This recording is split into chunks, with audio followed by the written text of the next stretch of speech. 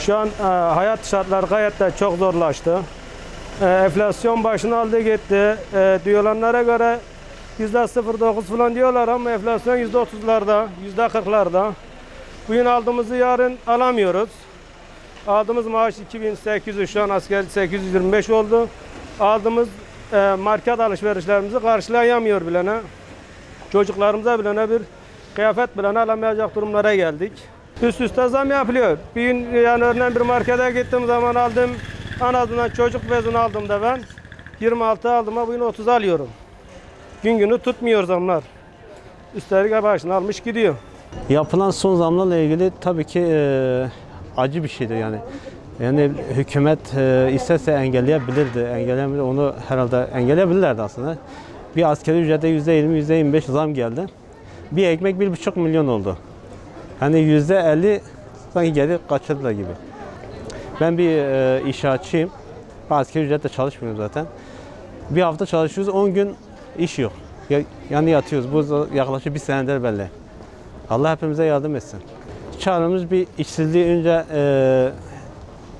kapatmaları lazım, açığı işsizlik. İşsizlik önlenemezse ne zamlar ilgilenir ne de halk rahatlanır.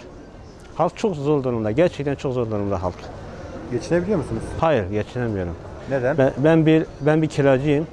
Ben doğalgaz yok, su bağlı bir evde ben 700 milyon kira veriyorum.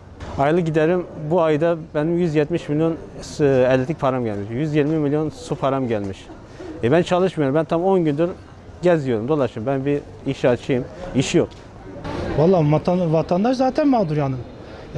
Kaşıkla veriyor, çöpün çayla alıyorlar. Şu an geçim çok zor. Hele bir asgari ücretli geçinen evde kirası Allah yardımcısı olsun. Şu an yani şartlar iyiye gitmiyor. Geçim zor. Vallahi yetkililerin çarşıya çıkıp esnafı, küçük esnafa, asgari ücretli çalışana bir şeyler sorması lazım.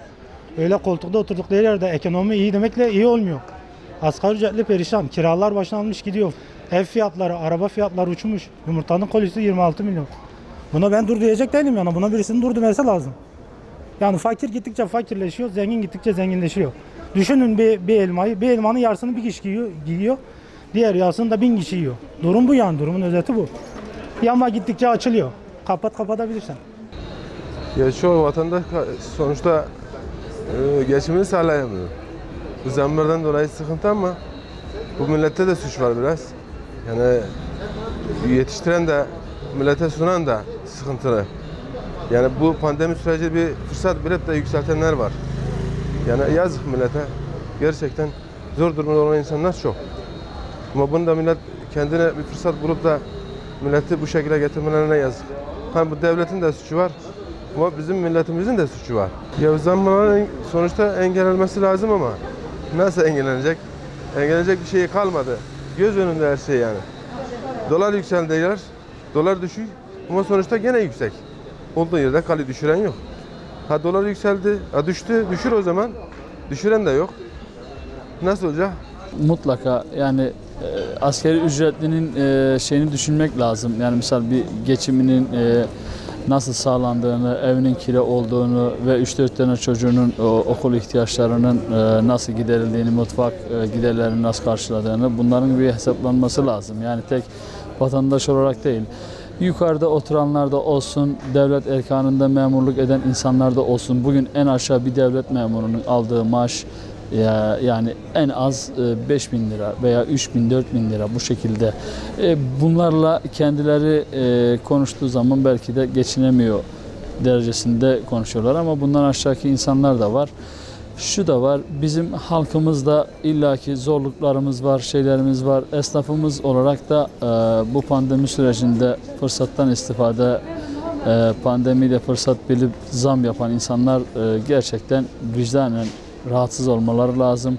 Yani bu dünyanın tek bu dünya değil, öbür dünyasını da düşünerekten vicdanen karlarını üzerlerine koyup satmaları lazım ve fırsattan yararlanmamak lazım. Yani gereken neyse pandemi sürecinden önceki fiyatlar nasılsa bu şekilde devam etmesi lazım.